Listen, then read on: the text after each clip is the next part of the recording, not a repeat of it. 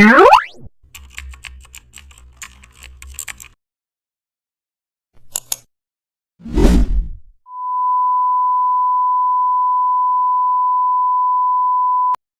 back to the channel, and don't forget to like, share and subscribe for more updates.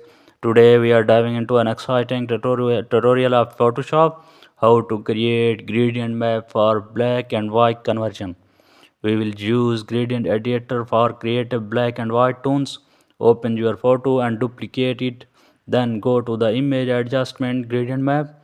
Click the gradient bar to open the editor and also add black and white stripes adjusting midpoints.